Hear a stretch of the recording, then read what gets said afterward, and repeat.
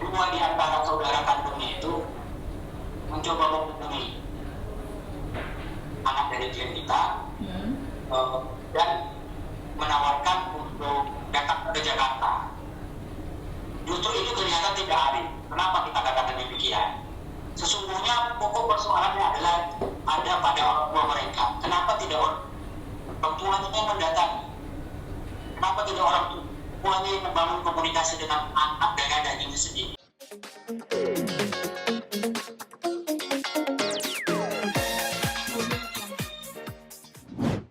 Oke, kita mulai ya Bang ya.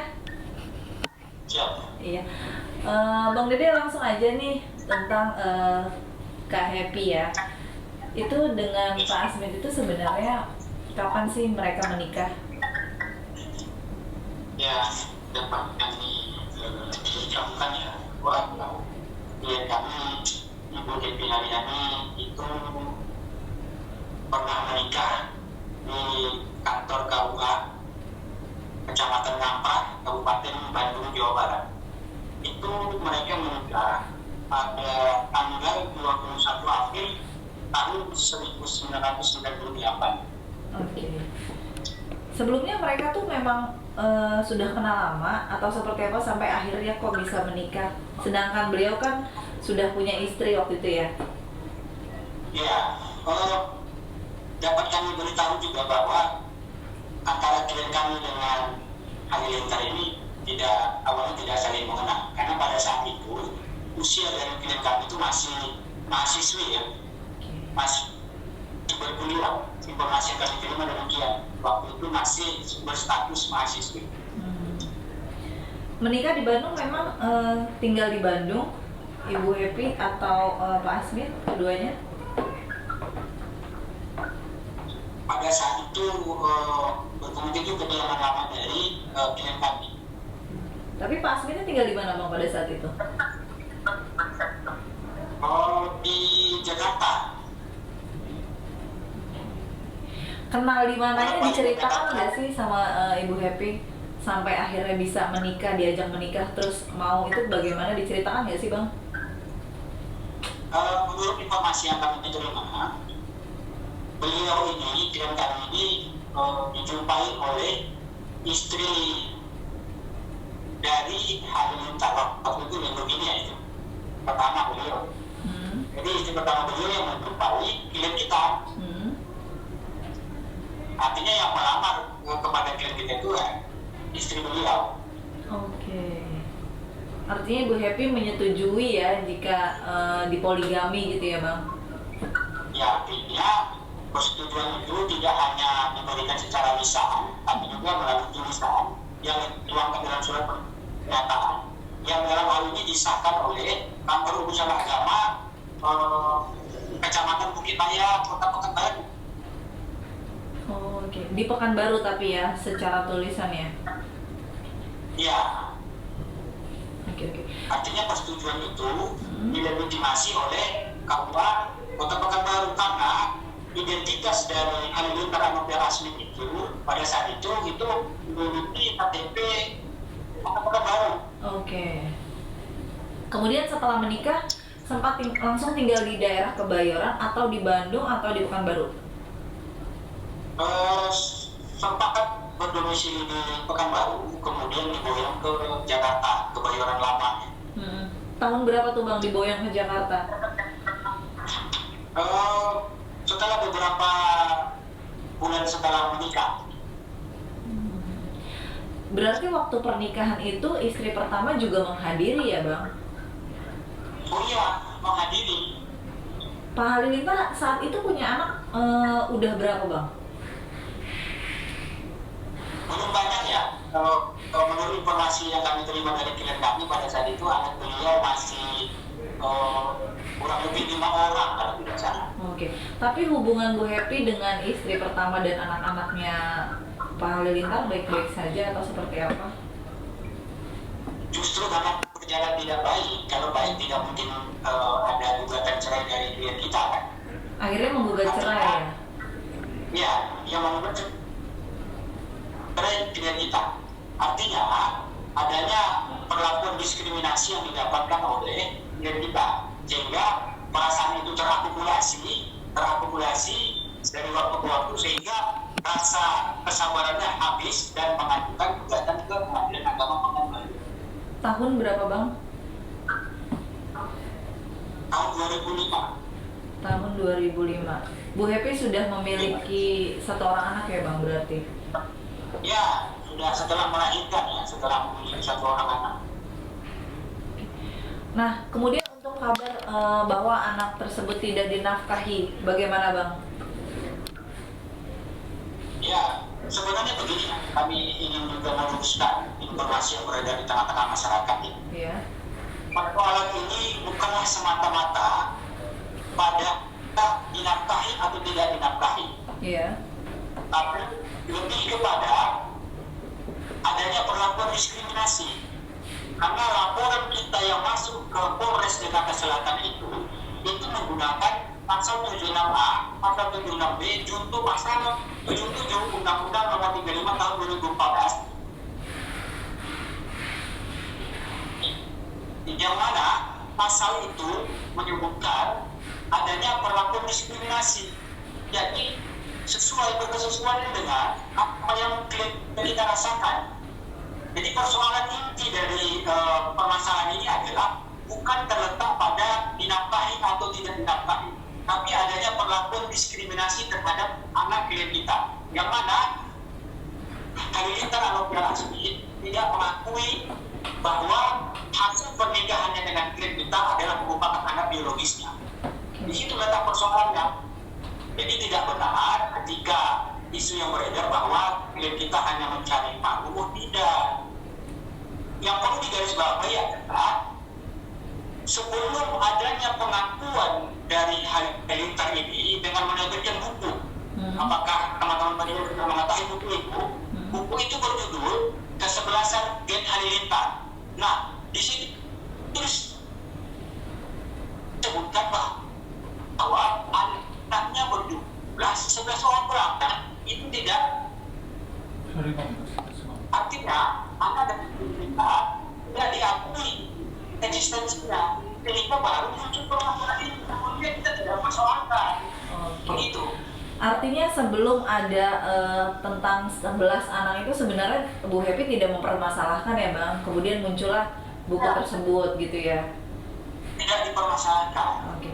Tapi mengenai yang tadi saya bilang nafkah itu, justru ada kabar bahwa sejak bayi umur 3 bulan sampai sekarang sudah beranjak remaja pun memang tidak dinafkahi gitu. Bagaimana Bang? Ya, bukan demikian. Tapi itu bukanlah substansi permasalahan. Substansinya? Yang substansi permasalahan adalah tidak diakuinya anak dari pernikahan dengan klien kami. Oke. Kemudian ada laporan ke LPAI Bang, bagaimana? Ya, dapat kami sampaikan. Jadi rentetan peristiwa ini begini. Sebelum kita melakukan atau membuat laporan di kepolisian, terlebih dahulu kita melakukan upaya persuasif. Terus yang pertama, upaya persuasif dengan menghubungi Halilintar itu tidak direspon. Nah, selanjutnya kami meminta bantuan Lembaga Perlindungan Anak Indonesia atau LPAI agar menjembatani antara klien kami dengan Halilintar. Nah, setelah laporan kami ini masuk, yaitu pada tanggal 6 November tahun 2018, itu pihak LPAI langsung menindaklanjuti dengan apa? Yaitu dengan memanggil terlapor, memanggil secara patut. Tapi setelah dipanggil tidak pernah ada respon. Artinya dalam hal ini terlapor tidak kooperatif, tidak pernah memenuhi panggilan dari LPAI. Padahal tujuan dari LPAI adalah untuk menjembatani kenapa persoalan ini sampai demikian. Iya begitu. Oke. Kemarin kebetulan saya juga wawancara pihak LPAI Bang, tapi karena beliau tidak pernah datang dan pengacaranya sempat datang, Halilintar memang sempat mengakui bahwa itu anaknya. Abang tahu nggak soal itu Bang? Saya tidak pernah dipertemukan. Artinya ketika ada proses mediasi itu kan sifatnya kan mempertemukan para pihak. Nah, saya sendiri belum pernah diundang atau dipanggil untuk memberi panggilan dari LPAI yang bertujuan untuk mediasi. Saya belum pernah dipertemukan kepada baik itu kuasa hukum Halilintar maupun Halilintar sendiri setelah laporan kami masuk ke LPAI. Maksudnya gini, mengenai kabar Ibu Henny dari Sekjen LPAI bilang bahwa Halilintar mengakui kok kalau itu memang anaknya gitu. Sempat mendengar kabar itu nggak sih Bang? Oh, kami tidak mendapat kabar itu. Tapi begini, ketika kalaulah memang beliau mengakui, itu harus secara resmi, secara terbuka. Betul. Dan itu menghadap kepada kita atau menginformasikan kepada kita atau menelpon kita atau menghubungi kita, itu baru namanya mengakui. Kan begitu? Betul. Nah, kalau mereka memang kooperatif, tentu permasalahannya tidak akan berlanjut. Oke. Kemudian akhirnya disarankan oleh LPAI untuk lapor polisi ya Bang? Ya, itu tertuang di dalam surat rekomendasi yang ditandatangani oleh Pak Seto ya. Pak Seto bertanda tangan di sini. Jadi, Oke.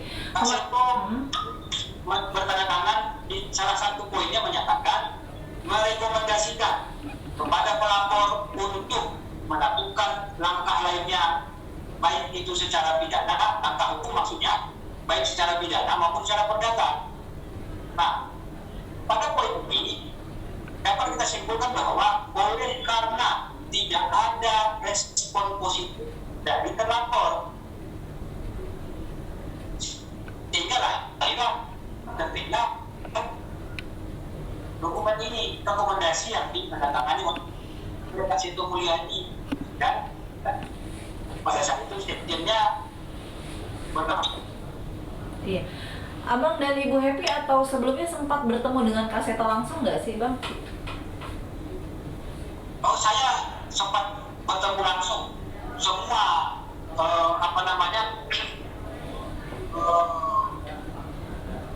presiden di LPAI itu bertemu dengan saya. Artinya pelapor itu kan terlebih dahulu kan diinterogasi, diwawancarai sejauh mana persoalan ini, karena mereka kan menyatakan bersedia untuk membantu kita sebagai masyarakat pencari keadilan yang berkaitan dengan peristiwa anak. Tentu kita mencari lembaga yang kredibel. Oke. Mengenai laporan yang ke Polres Bang, jadi itu selain diskriminasi yang tadi Abang bilang, ada lagi nggak sih yang lain? Tidak, pasal itu konsentrasi kepada perlakuan diskriminasi. Oke. Ancamannya apa Bang? Seperti apa? Ancaman hukuman dari pasal itu jika nanti terbukti adalah minimal pasal yang dilanggar itu pasal 76A, pasal 76B, junto pasal 77 itu minimal ancaman hukumannya minimal 5 tahun dan maksimal itu 15 tahun. Oke. Kemudian sekarang kondisi dari Ibu Happy dan anaknya seperti apa Bang? Setelah berita ini mencuat gitu ya, bagaimana? Ya, kondisi secara psikis tentu terjatuh ya, terutama si anak. Jadi makanya sampai hari ini kita masih mengharapkan sikap gentleman dari seorang ayah. Begitu. Kalau anaknya Ibu Happy sekarang berarti usianya sudah berapa Bang? 16 berjalan 17 tahun. Masih bisa dikategorikan di bawah ya, umur di bawah ya. Masih bisa maksudnya jika ingin datang lagi ke LPAI masih bisa gitu ya Bang? Ada keinginan lain nggak sih untuk datang ke LPAI? Karena kan kasusnya udah ditutup sejak bulan Mei tahun lalu ya? Saya kebetulan kemarin dikontak oleh pihak LPAI. Artinya karena persoalan ini muncul kembali ke permukaan karena menjadi viral, ya LPAI menghubungi kita, bertanya kepada kita bagaimana jika nanti ini kembali dilakukan mediasi, memanggil para pihak. Nah, oleh karena niat kita itu dari awal itu adalah baik untuk mendamaikan antara anak dan orang tua ini, kami selaku kuasa hukum setelah mengkonfirmasi kepada klien kami bersedia untuk dibuka kembali jalur mediasi ini. Oke. Jika dibuka kembali jalur mediasi, laporannya akan dicabut atau tetap harus berjalan, Bang? Kalau memang persoalan ini sudah clear, tentu akan kita cabut ini. Tapi dengan catatan permintaan lebih dahulu. Begitu kita kan tidak. Berarti sejak bercerai sampai saat ini tidak ada komunikasi antara Bu Happy dengan Pak Halilintar?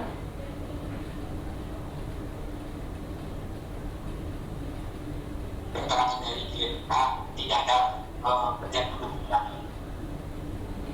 Anaknya Bu Happy sendiri gimana Bang? Sempat mungkin Bu Happy cerita gitu ke Abang anaknya gimana, sempat ingin bertemu atau seperti apa melihat saudara-saudara kakak-kakaknya sudah mulai dikenal publik, seperti apa Bang? Jadi sedikit informasi kami beberkan di sini bahwa setelah kami membuat laporan di Polres Jakarta Selatan, lalu dua di antara saudara kandungnya itu mencoba menghubungi anak dari klien kita dan menawarkan untuk datang ke Jakarta. Justru itu kelihatan tidak adil. Kenapa kita katakan demikian? Sesungguhnya pokok persoalannya adalah ada pada orang tua mereka. Kenapa tidak orang tuanya yang mendatangi? Kenapa tidak orang tuanya yang membangun komunikasi dengan anak dan dagingnya sendiri? Nah itu sikap soal terkait dengan itu kami sangat menyesalkan sekali.